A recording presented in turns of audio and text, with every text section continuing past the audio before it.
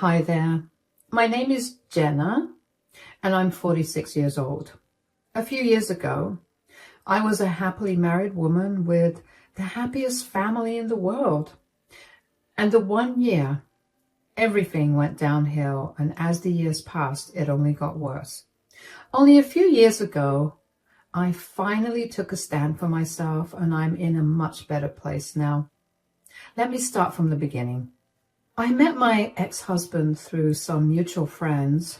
I was still in college, but my friends had a lot of connections with different people around the city, and my ex, Jeff, happened to be one of them. Jeff was the son of one of the most affluent businessmen in our city. He was being trained to become the CEO when I first met him, so he had this very domineering yet somehow meek demeanor to him that instantly drew me to him.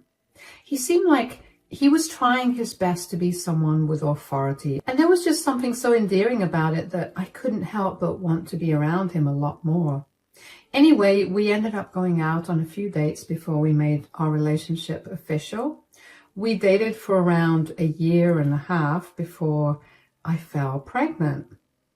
We were deeply in love with each other, and neither of us wanted to let go of the product of our love, so we decided to keep the child. I gave birth to my beautiful daughter, Annabella, 9 months later, and about 3 months after Annabella's birth, Jeff proposed to me, and we had a beautiful wedding surrounded by our family and friends. After we got married, Jeff's father made Jeff the CEO of the family business, and that only happened on the condition that I signed a prenup. I didn't mind that because I genuinely loved Jeff, and I couldn't give a hoot about his wealth. I wanted him to succeed, so I was ready to do anything. So when Jeff asked me to start working right after Annabella's 5th birthday, I agreed to it immediately. The issue was that I had skipped out on a fair amount of time in the job market, and with my ever-evolving industry, I struggled to find another job. But Jeff was adamant that I did not need to earn a lot of money or contribute to the household finances. He just wanted me to earn my own fun money. Again, I had no issue with that. In fact, I was happy to be able to go back to a job. So that's what ended up happening for the next few years until Annabella turned 10. Jeff and I continued to work.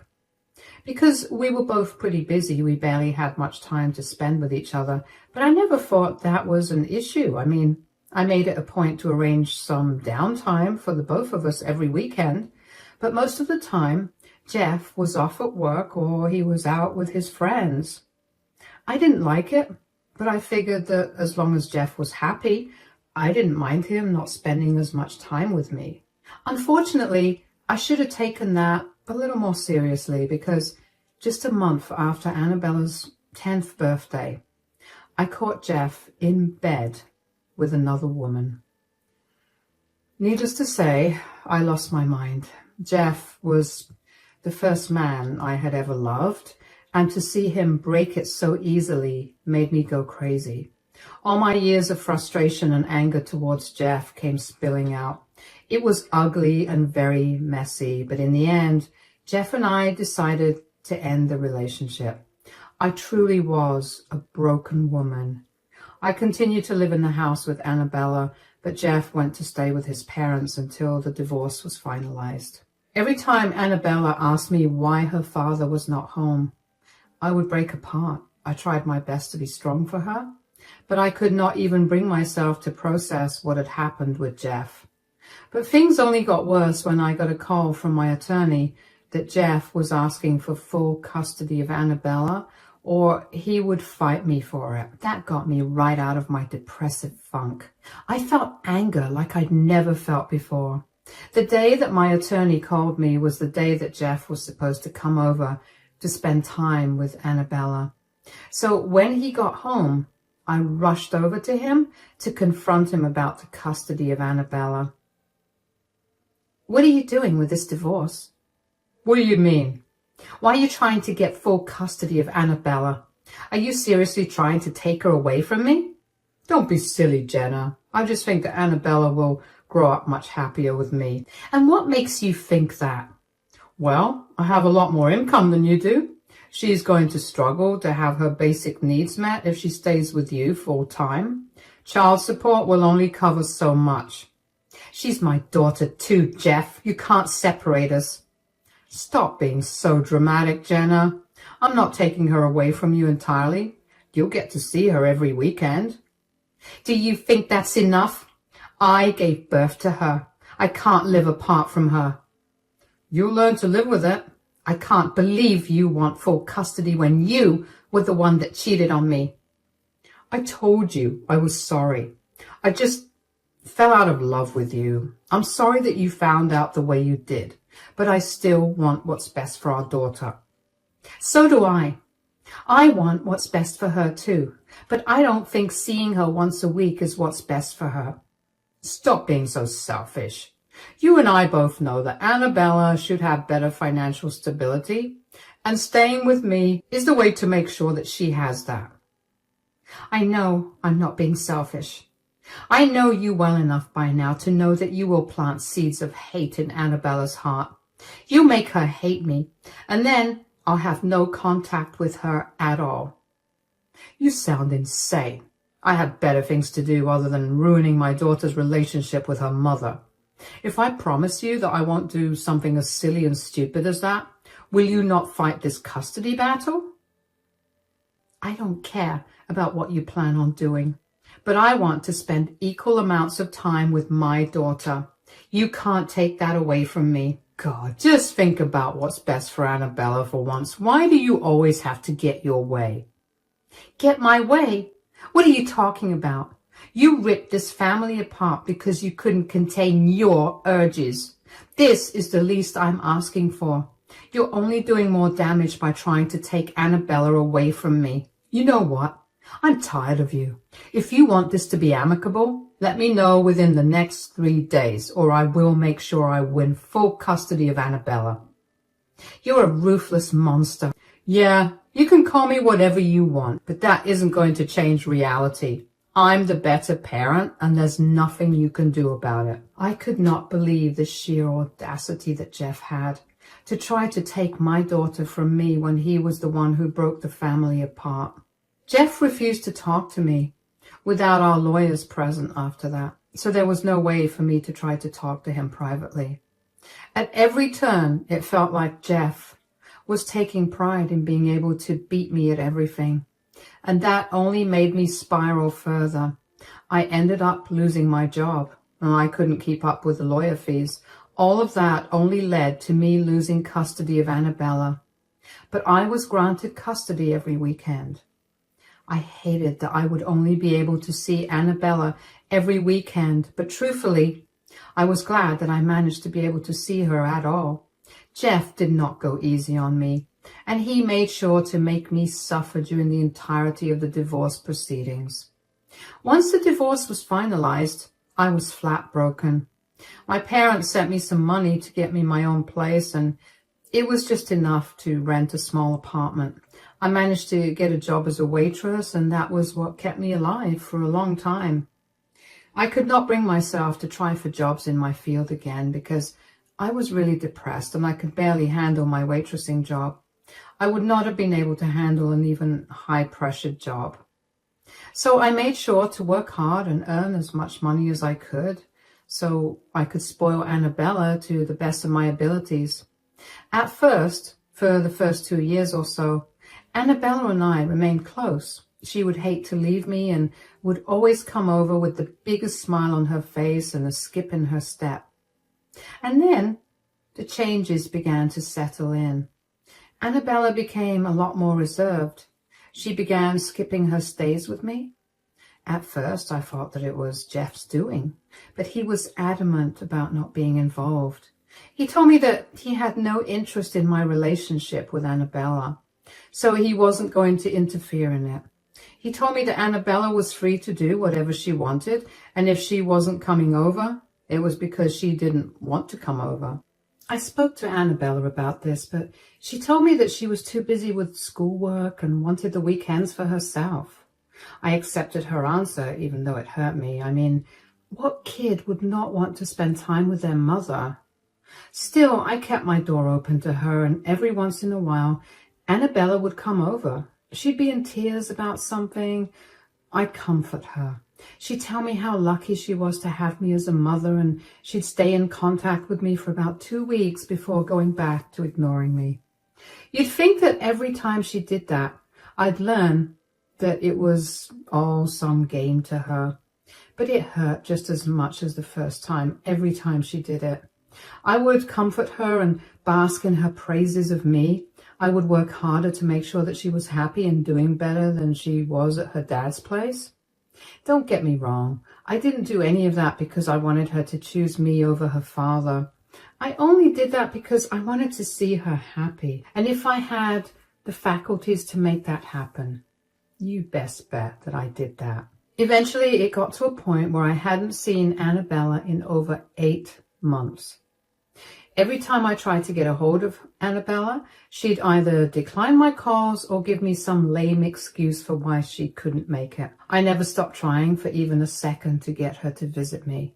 And then one day she told me that she'd be coming to see me. I was beyond ecstatic. When she arrived at my place, I greeted her as warmly as I could. "Hi, sweetie. It's been such a long time since I saw you."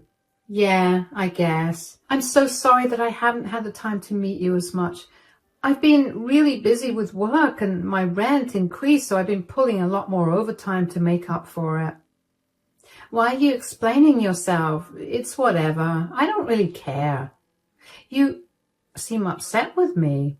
I wish I could change things, but Mom, stop it.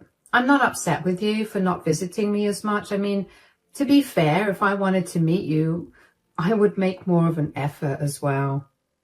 "What do you mean?" "Most of the time when you're finally free to meet me, I can tell you that I'm busy. The truth is, I'm never busy. I just prefer Dad's place to yours." "Oh, yeah, I get that it's mean, but I also know that if I let you sit with that guilt any longer, it'll become my problem for the rest of the weekend. I'm sorry I've made you feel like my problems are something that you have to deal with, but if you don't mind me asking, why are you being so rude to me?" "Isn't it obvious by everything I just told you? I don't want to be here." "Oh, I get that. But you almost always never want to be here. Yet you're nice to me. What's different this time?" "That's none of your concern." "It is, considering I'm your mother and I'm bearing the brunt of whatever's making you feel this way." Fine. Something's bothering me and I don't know how to feel about it." "All right, that's a start. Tell me what's bothering you." "Well, Dad's been seeing someone for the last 2 years. "Uh-huh. And I guess their relationship was going really well because 3 days ago, Dad told me that he was going to propose to his girlfriend." "Oh, wow. And that's been bothering you?" "Yeah, I guess. I'm just scared that Dad's going to forget me because he'll get too wrapped up with his girlfriend." "Have you met his girlfriend?" "Yeah, like twice. I mean, she seemed nice and she looked like she really loved Dad. Dad looked happy and I guess I'm happy for him, but I'm still scared that she might make Dad turn his back on me like some evil stepmother." "I don't think that will happen." "How do you know that?" "If there's one thing that I know about your father, it's that he loves you a lot. He will never jeopardize your future for something that he wants." "But what if he does?" "If he does, which he won't, you'll have me. I know you're not my biggest fan, and I know that we don't exactly have the best relationship, but you're still my daughter. I want to spend as much time as I can with you. I know I won't be able to provide you with the same lifestyle your father has provided you, but I'll make sure that you'll always have everything you want and need." "That's sweet, Mom. But I seriously don't want Dad to change or his wife to be a monster. Things will work themselves out. Don't worry about a thing. How about we eat some ice cream and watch your favorite movie now? I feel like that would cheer you up." "Yeah, let's do that." I will admit that hearing that Jeff was getting married again made me feel a little upset. I know that he was no longer mine, but it felt odd. So I couldn't imagine what must have been going through Annabella's mind. I did my best to put her mind at ease, and I kept reassuring her that if hypothetically things went south between her and her father, I would be there for her. Now, at this point, I had grown so numb to Annabella's emotional torture that I even began overlooking her snide insults aimed at me. I was so desperate to spend time with her that I overlooked her disgust of me and my way of life. That was my biggest mistake, not noticing things. After Annabella went back home to her father that time, I never properly saw her after that. At best, she'd visit me for my birthday and the holidays for an hour, and that was it. I was a broken woman. Nothing in the world could bring my spirits up. And I became pretty comfortable in my sorrow. While I was rotting away, Annabella began to live out all her dreams. Her father got married to a beautiful woman, Gwen, who she would flaunt on social media as her true mother. The three of them would go on family vacations every couple of months, and when it came time to go to college, Annabella went to the best university in our city, while she continued to stay with her father and his wife, Gwen. I continued to struggle to make ends meet for myself, and even though I was initially bitter to see the three of them living the life that was supposed to include me as well, I learned to gradually get over it. And then tragedy struck one day. Jeff got into a horrible accident where he died on impact. Needless to say, Annabella was a wreck. I wasn't a mess in any sense, but I was affected by his death too. He had been a huge part of my life for a long time, and even though things soured between us, it didn't mean that he didn't hold a special place in my heart. Even though I desperately wanted to reach out to Annabella, I gave her the space I knew she wanted. After Jeff's funeral was done, I went over to her place and spoke to her for the first time in a very long time. "Hey, sweetie, how are you doing?" "Well, my father just passed away, so I definitely don't feel good." "I'm so sorry for your loss, honey. I don't know how else to reach out to you and comfort you." "No, I'm sorry for being a little hard to handle. Things are just not going so well in my head." "Yeah, I can imagine what you must be going through, but I had an idea. Why don't you come and stay with me after your dad's funeral is done?" "Stay with you? Like for a week or for good?"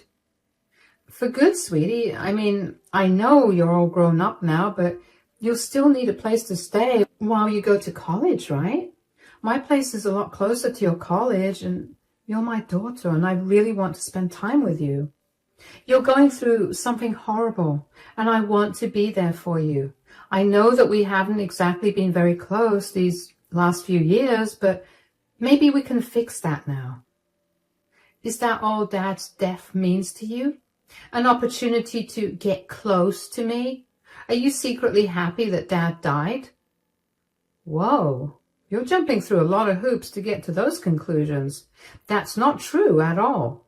Did I have a good relationship with your dad after we got a divorce? No. But that does not mean that I didn't want you to have a good relationship with him.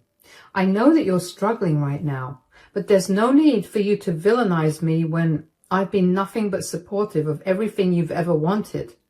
Now, do you want to move in with me?" "No." "No? Do you mind me asking why? And where will you stay if not with me? Do you have your own place?" "I don't have my own place, but I'll be staying with Gwen in her huge mansion of a house." "But I'm your mother. Do you want to stay with me?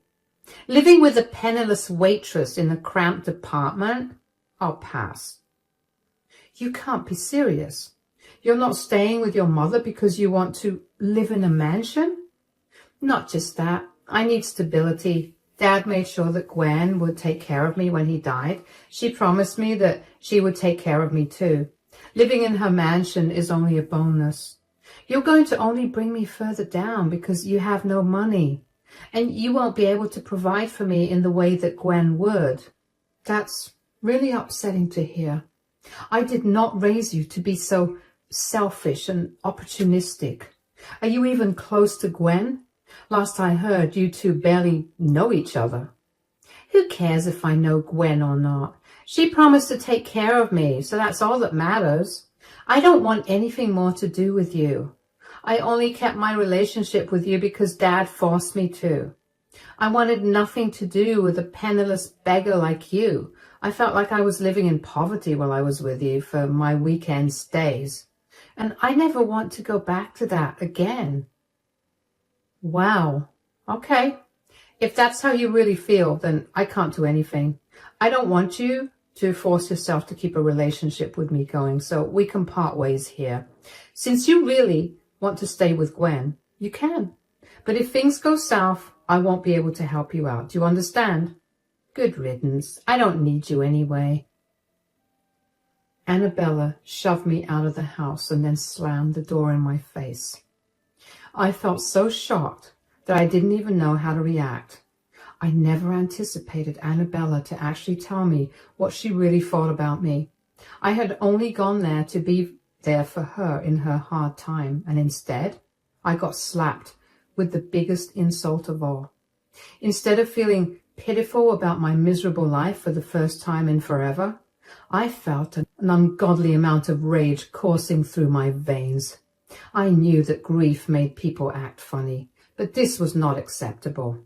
I would not sit silently as Annabella insulted me.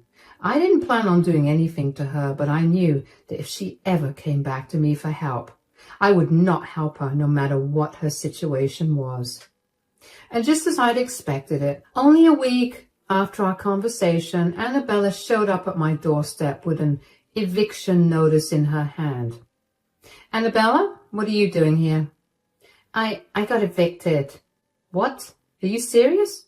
Yeah, here, look at this eviction notice. That jerk played me. She promised Dad that she would take care of me, and in just a week, she threw me out of her house. Wow. No one could have ever seen this coming. Why are you being so sarcastic? Everyone knows that your father only married Gwen for her money and wealth. She married your father because she wanted even more money from his company. She got it now that he's dead. And the last thing she wants is a grown adult living in her house. And you didn't think to warn me? It would have saved me a lot of embarrassment. She served me an eviction notice in front of all her friends and then proceeded to make fun of me with them. Well, what do you want me to do now? You didn't want to listen to anything I wanted to say because you were adamant about me being some evil character whose life goal is to ruin your life. I didn't mean it like that. I mean, just think about things from my perspective. Dad had 10 times more money than you did. And now that he passed on most of it to Gwen, I figured she'd take care of me too, especially since she promised. You think promises mean anything when money comes into play? Come on, Annabella, you're smart enough to know better. Fine, I made a huge mistake. Now, can I stay with you? Stay with me? I'm sorry, my apartment is too small for 2 people. What? What do you mean? You said it yourself. I'm a penniless waitress living in a cramped apartment. I can't let it be more cramped than it already is. You're going to have to find another place to live. Are you seriously not going to let me stay with you because of what I said last time? I was grieving. You can't hold that against me. Just because you're grieving, it doesn't mean that you get to say hurtful things and not suffer the consequences of it. I know you lost your father, but I lost my first love. Yeah, I know we ended up parting on really bad terms, but I still cared for him. He still meant a lot to me. You had no right to say that to me, especially since you know how much I sacrificed to give you a good life too.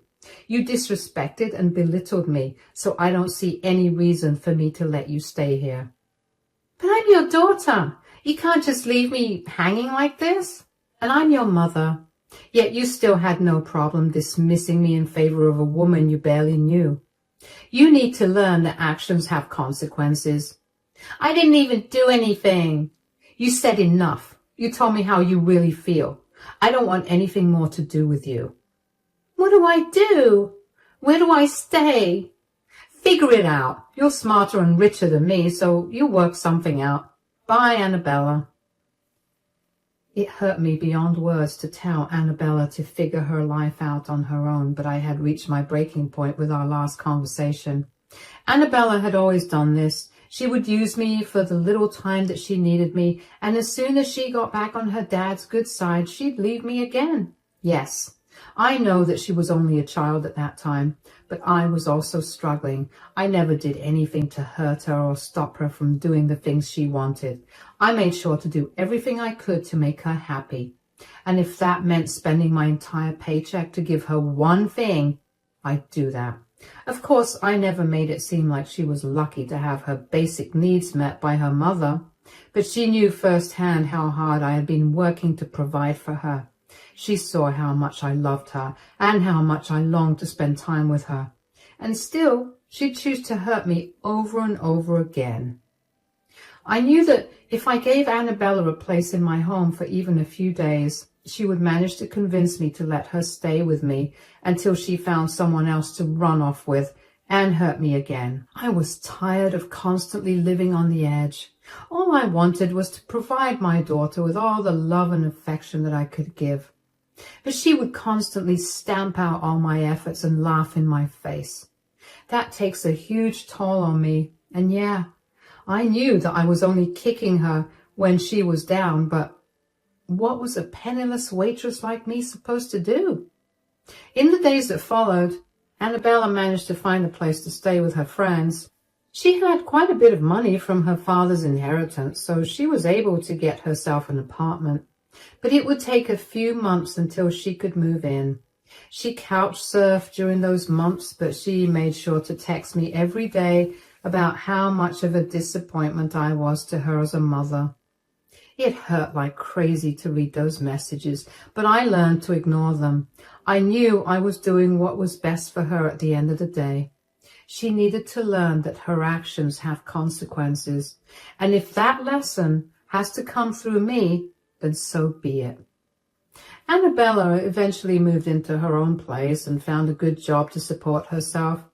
She stopped texting me, and I think I've been blocked, but I haven't really checked. I booked myself a therapist, and I've been going to therapy regularly for the last 6 months. I've gradually learned to be proud of myself for standing up to Annabella. I'm glad that I finally put my foot down and stood my ground. It's been really hard to accept myself for letting go of my baby girl, but in the end, it was a decision I had to make for the better of both of us. Life is still continuing, and I'm only getting better. I recently got promoted to manager, so not only does that mean that I'm gradually doing better for myself, but it also means that I'm no longer a penniless waitress. Thanks for listening to my story.